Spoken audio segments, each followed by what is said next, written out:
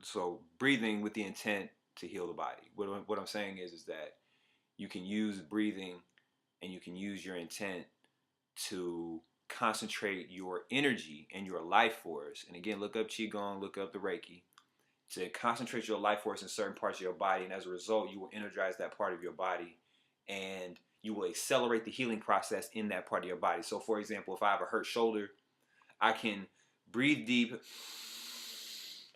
go through a long, deep breathing meditation, maybe like however long you want to do it for, however long is long for you. But I can go through a breathing meditation where I am really and then concentrating the energy, the life force energy and my focus going into the shoulder. And then what that'll end up doing is accelerating the healing process in the shoulder, whatever that is. And you can apply that to any part of your body. You can apply that to any part of your body. All you're doing is you are removing obstacles so that the body can heal itself and giving it what it needs so it can accelerate the process. You're consciously accelerating the healing process within your own body. That's what you're doing, and you have the ability to do that. You have the ability to do that. Um, so I might make a longer video on that because I don't know if that was a really good explanation, but you can use your breathing and you can use your intention to heal yourself. And I will say one other thing about that. When you know the energy is gathering in a certain area. So say I want to heal my shoulder. When I know the energy is gathering in an area, the signs you will see, you will feel the heat. You will feel the heat. You will feel sensations. You will feel maybe like a pulsing, which will be that energy circulating in there because all energy circulates. All energy has a vibration. All energy has a frequency, and what you're really doing is you're really starting to tap into that by focusing on it. You're focusing on this one area. The energy consciously it has no choice but to go there. So really, what you're doing is you're driving the energy into your shoulder through your consciousness. That's what you're really doing with it, by making the conscious decision to focus on your shoulder. But anyway, when you know you're doing it right and you know the energy is when you know the energy is starting to circulate in the shoulder is when you see those signs. You feel the heat, you feel the pressure, you feel the warmth, you feel the tingling, you feel the sensations, you feel the pulses, you feel the vibrations in that area. That's when you know the energy body is at work. That's when you know the energy body is at work. Okay. um so that's what that is. So next thing is breathing to control your mood. This is perfect. Makes perfect. Should line up perfectly with your life experiences. Breathing to control your mood is if you want to slow yourself down. What do you usually do? You take deep, big, long, deep breaths. So if you get in a hype, but you want to slow down, you be like, let me slow down. What are you doing? You're using the breath to control your mood because you're sitting in your mind. You're saying slow down. So your mind is telling your body, okay, well then slow down. So how do you slow down? By slowing the breath down. You slow yourself down. You slow your mind down. You slow your body down by slowing the breath down. And also, this is one of the key when we get into the meditation stuff is that using the breath to slowing the breath down to the point where you go into the deep internal meditative state, and the different brain wave levels, of awake consciousness and all that. And then also on the same note, when you're upset about something or when you're angry, what happens? You start breathing quicker, right? So it's a spectrum. The increase in energy comes with the increase in breathing. The decrease in energy and the balancing of the energy comes with the bigger, deeper breaths. So long story short, is you can use breath to help control your mood. If you know, if you know you're about to do something physically strenuous, if you know you're about to play basketball, if you know you're about to run, if you know you're about to do anything where you might need more energy, then take a rapid succession of deep breaths. Charge yourself up. Charge yourself up. You're pulling that energy out of the air. Charge yourself up. But on the other hand, if you want to balance that and slow yourself down, then you do the same thing to your breath. You balance your breath and you slow your breath down. And that's when you get really calm. So if you want to calm yourself down, then you take this kind of breath. You want to speed yourself up, you take this kind of breath. You can control all your processes with your breath. The spirit is the breath. Um, okay, so we're getting to the end here. How we do on time? 35. That's not bad. That's not bad. Um, let me see what else do we need to do. What I will say with the stretching and the breathing, and then of course the meditation, find a way to incorporate it into your life that works for you. I use the example in the morning and in the night because I know that consistency is important, and I know that the patterns are important, um, because it's just a proven fact. What you do on a consistent basis becomes permanent. You do something every day, it becomes permanent, and it becomes habit. So I just, for what works for me is doing it at consistent times every day, doing it in a consistent way that works for me every day. And what you have to find is that system that works for you, because it's just that important. There's certain things you have to find time for. If you can find time to watch TV or to do this or to do that, I'm not criticizing that, but I'm just saying the real important essential things in life, like breathing and stretching your physical vessel out so you don't have pain anymore. I know a lot of people have back pain. I used to have back pain. I used to have crazy back pain. And you know what? Matter of fact, I didn't even get into the asthma, but I used to have asthma too.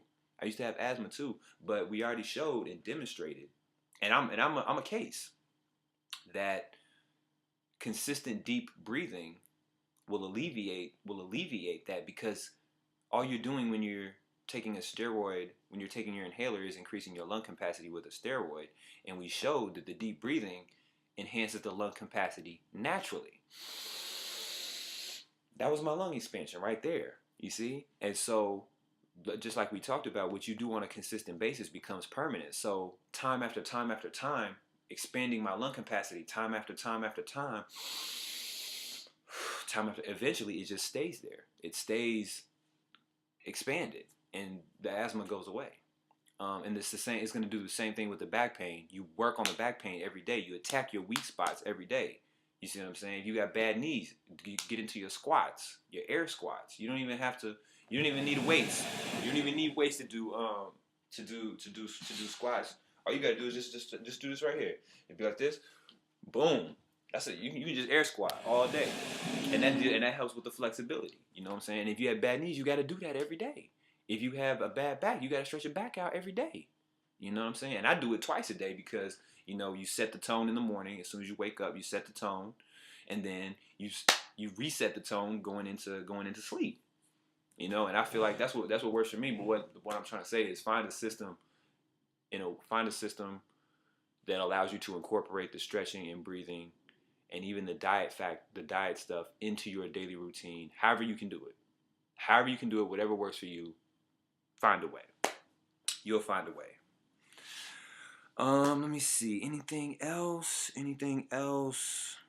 about the science of breath and stretching? Let me see. Oh man, I just really cannot emphasize it enough. Find ways to incorporate it into your daily routine, and you will see significant health benefits. You add in plenty of clean water, alkaline water if you can get it, but just plenty of clean water. You will see even more significant health benefits. You change your diet around, dealing more with moderation and a better balance between fruits, vegetables, your carbohydrates, your pastas, your breads, and your meats, and your and things of that nature, a better balance between all those things, you will see the synergistic effect, and you will begin to feel even better. And we didn't even touch on the whole mental aspect of it, but the stretching and the breathing also helps mental acuteness, so you can think quicker. I'm about to give you the scientific proof of that, because thoughts occur through neurons, electricity, and they connect with each other through electricity. And the better quality, the more energy you have in your body, the more quality, the better, how can I say this? The better material your body is built out of, i.e., built out of fruits and vegetables and clean water, and not pork and lots of meat and lots of sugar. If it's built out of the more electric materials. Okay, so here we go. So it makes sense, right? The certain food carries more, is more alive. You hear that with the term raw foods. Raw foods are more alive. What that means is that is has more of the life energy in it. You know, a dead piece of flesh is almost nothing for you. Fruits and vegetables are alive. They have a life force for you, and eating that food will. You got to eat food that has some vitality to it in order to in order to have that vitality in yourself. In order to get energy from the food has to have energy in it. If you're eating dead food, you know, you can expect dead energy. Let me see. Anything else? Man, I wanted to show y'all some breathing techniques. I showed y'all the one. Another good one. Another good one is the alternate nose breathing technique. In one nostril, out the other nostril, back up the same nostril, out the other side. Repeat the process. What that helps to do is because the different nostrils are controlled by the different hemispheres of the brain. The two different hemispheres of the brain. What you can actually do is you can actually tap directly into one or the other side of your brain by tapping directly into the breath. So if I want to charge that right side of my brain, or make sure my right side of my brain is energy channel is all the way open, I'll alternate nostril through the left nostril, and then vice versa for the other side. And then what you want to do is the different sides of the hemisphere brain have different qualities, but really what you want them to do is balance. So really you want to do both of them, and you want to make sure that both sides are charged up. And that's also related to those two chambers that run alongside the spine that I was speaking of before earlier. And in like Hindu practice, they call the Ida and the Pingala, and it deals with the Kundalini energy. Those are the channels that help the Kundalini energy go up the spine. Kundalini energy is about raising consciousness. It's the